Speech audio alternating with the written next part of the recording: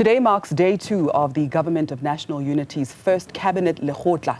In the past, this meeting would have been all about finding ways to move the country forward using ANC policies. This time, however, cabinet ministers have to map out the country's 5-year plan while using various party policies for the benefit of the country.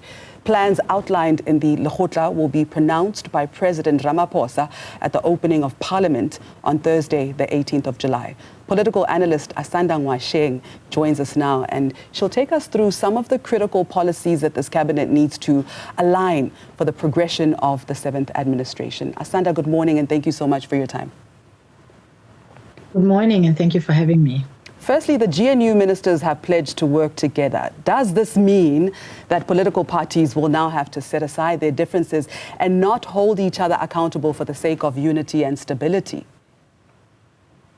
Well, I think, it's interesting to see how in some ways that has already happened. So there were some announcements around the possibility of nuclear for energy as an energy solution.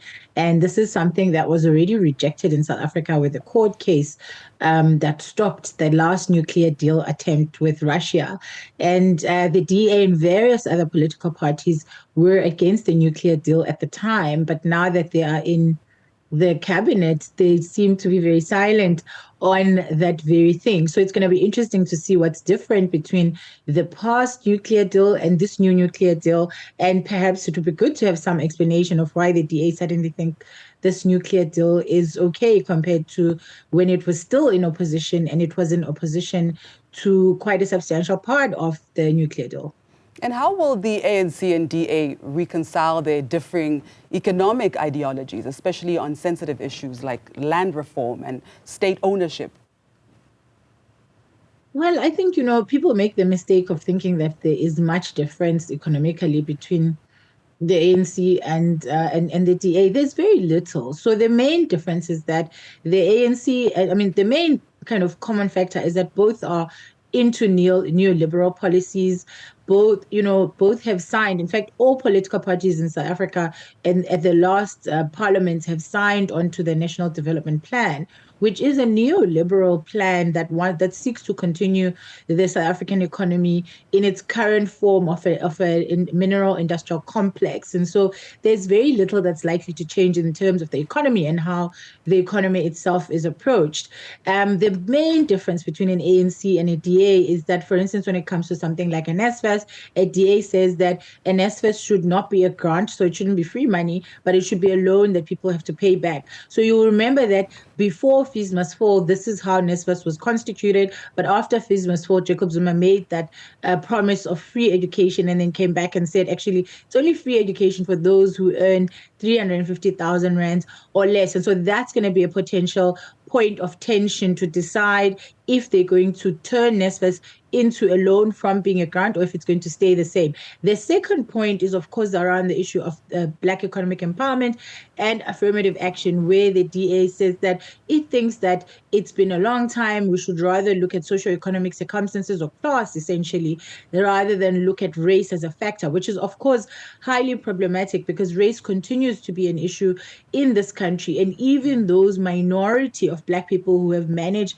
to somehow ascend into wealthy status or middle class status have done so despite the many obstacles or hurdles on their path, rather than because of the affirmative action and BE policies that have been in place. And of course, it's still a flawed policy, and it does need review and engagement, particularly around this fact that BE and affirmative action actually in their current form and how they've been implemented actually benefit white people more, in the sense that when it comes to affirmative action, white women are still the biggest beneficiaries of this policy. And when it comes to BEE, the biggest money makers are actually white people in terms of the banks who make the big deals. And in fact, one of the problematic things, and I just read an article, this weekend about it, is that sometimes these deals go wrong and the banks end up with the assets which are meant to have been transferred to Black people, and the banks, when they sell these assets, don't necessarily always sell it to another BE entity. And so these are some of the things that really do need to be looked into without necessarily removing the letter and the spirit of affirmative action and PE. And so perhaps there might be some conversations and there might be some movement on that. And so at the core of it is that the ANC moves from a point that Black people still continue to be the most disenfranchised and oppressed in this country, whether you're talking land or economy, whereas the DA believes that actually we have moved past that and anybody can be poor and anybody can, be a victim of economic circumstances, which is not true. Because if you look at the statistics of South Africa, those who are most likely to be affected by unemployment, by poverty, by all of the socioeconomic issues are still Black, and those who are least likely to be affected are white, because we're coming out of apartheid, which is a system that prioritized, funded, and ensured that white people have their literal best lives in this country. Asanda, one of the priorities set out in this program is to stabilize local government. So do you think the GNU's plan will address the financial woes of municipalities? I mean, many of which we know are struggling to pay for basic services like electricity and water. And I mean, let's be honest, municipalities all went pear-shaped under the ANC. How much responsibility also should the ANC take in that regard?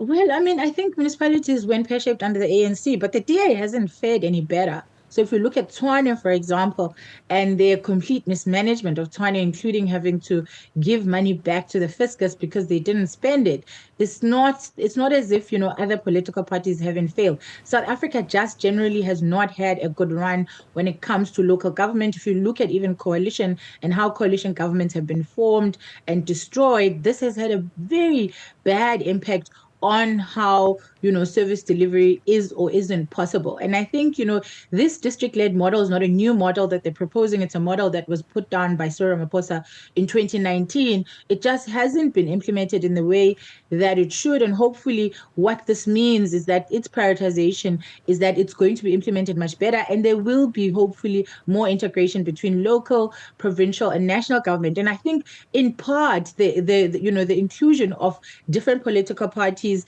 in this GNU is going to be good for South Africa when it comes to speedier service delivery. And so if you look at, for instance, how the ANC and the DA have moved differently when it comes to the Western Cape floods, when it comes to the fires in KZN, we saw, the minister, the minister, who is an ANC minister, by the way, coming out and declaring that they have plans in place to make sure that the flooding issue is dealt with and the fire issue is dealt with. And I felt like, in the past, we would have had the DA insisting that they talk about what's going to happen in the, in the Western Cape rather than having an ANC minister declare it. And so this GNU is good in terms of that provincial and national coordination, and I hope that this is going to translate to service delivery for South Africans. But I am a bit, I'm a bit not suspicious, but I am a bit concerned about the reiteration that they're going to focus on the National Development Plan, which is a plan that has continuously failed and continuously not been delivered and has continuously seen, a lack of implementation and a real struggle to do the core of this NDP, which is supposed to be coordination at a government level across the different spheres of government. And one of the issues with this, that have caused it to fail is how municipalities and provinces budget and how financial management is done. I mean, look at what's happening now with VBS, showing us that municipal money was taken and used for everything but what it was meant to be. And Treasury didn't pick it up in time, and all the other structures of government didn't pick it up in time. And if they did, they didn't act in time to stop the looting that then came from VBS. Asanda, how can provincial governments ensure that their support to municipalities is tailored to address specific needs and challenges? Well, I think, this is what's going to be interesting about the GNU potentially, if they don't fight and break up, before we've gotten anywhere, if they work together well, there will be a lot more coordination between local, provincial, and national. Because one of the issues that we had was that, for instance, in the Western Cape, the politics of the DA and the ANC were constantly getting in the way, whether we were talking about having to declare a national disaster and decide what needs to be dispersed to people, whether we were talking about human settlements and how human settlements was going to go. And, I remember the DA was even as petty as, for instance, receiving materials from the Department of Health at a national level and then spending all this money to go and reprint that material and redesign it into their color that is blue, and also sometimes not always implementing fully what the Department of Health was implementing at a national level. And so hopefully these kind of petty politics are going to disappear when we see a GNU. But of course, South Africa is going to have to watch out then for what role the opposition plays.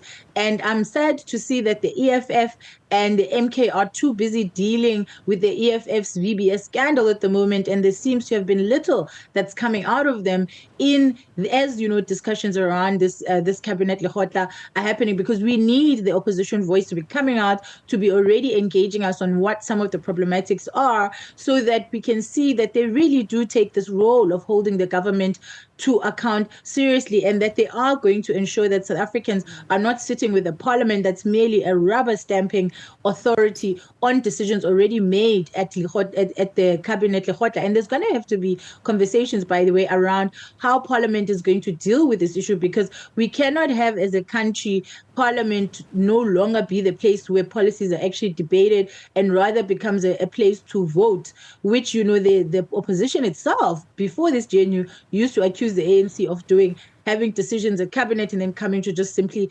implement them at parliament without any debate. So it's going to be interesting to see how they manage that. But we saw already that Songezo Zibi was not at the lekgotla because he's leading Scopa, and in reading some of the articles around that, he said he can't be there because he can't be he can't be referee and judge. And so it's going to be interesting to see how, as Rise is part of GNU, he manages that, and he manages that is a huge potential conflict that the Rise himself is going to have to work hard in order to manage, as well as the ANC and all the other members of the GNU.